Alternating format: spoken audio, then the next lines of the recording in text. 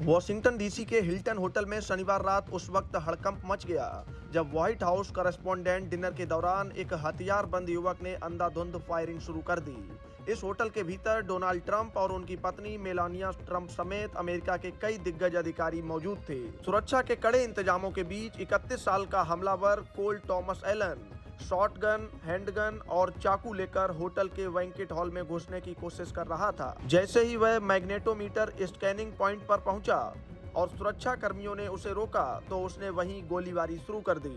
हमलावर ने एक सीक्रेट सर्विस एजेंट को निशाना बनाकर गोली चलाई, लेकिन एजेंट ने बुलेट प्रूफ जैकेट पहन रखी थी जिससे उसकी जान बच गई।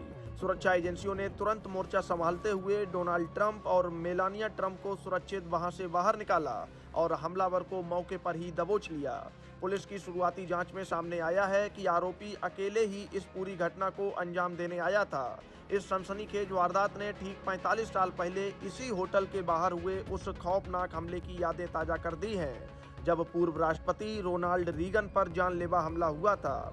साल 1981 में जब रोनाल्ड रीगन इसी हिल्टन होटल से बाहर निकल रहे थे तब जॉन हिंगली जूनियर नाम के हमलावर ने उन पर 6 गोलियां चलाई थीं।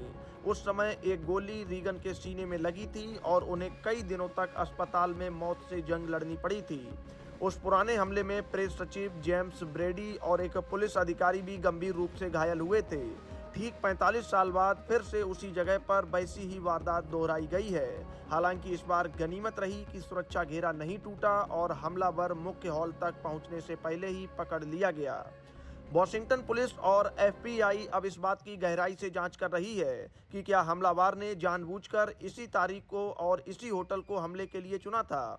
सुरक्षा अधिकारियों का कहना है कि अगर हमलावर मैग्नेटोमीटर पार कर जाता तो एक बड़ी तबाही मच सकती थी। होटल के अंदर उस वक्त डिनर पार्टी में दुनिया भर के जाने माने पत्रकार और राजनेता बैठे हुए थे जिन्हें तुरंत फर्श पर झुकने और सुरक्षित जगहों पर छिपने के निर्देश दिए गए।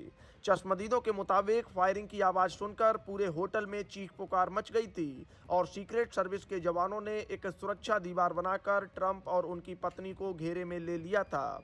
हमलावर के पास से मिले हथियारों की जांच की जा रही है और उसके घर पर भी छापेमारी की गई है ताकि किसी और गहरी साजिश का पता लगाया जा सके।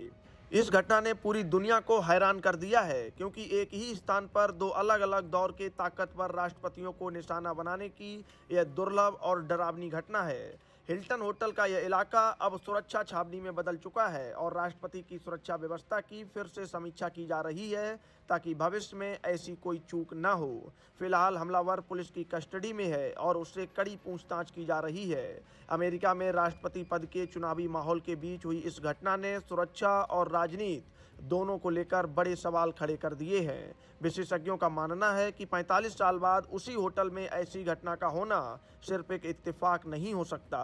इसलिए जांच एजेंसियां हर एंगल से इस हमले के पीछे की वजह ढूंढ रही हैं। क्या यह किसी खास विचारधारा से प्रेरित हमला था या फिर हमलावर का कोई पुराना बदला? इन सभी सवालों के जवाब अब अमेरिकी जनता जानना चाहती है। फिलहाल पूरे देश में अलर्ट जारी कर दिया गया है। Bureau report, Bharat update desk.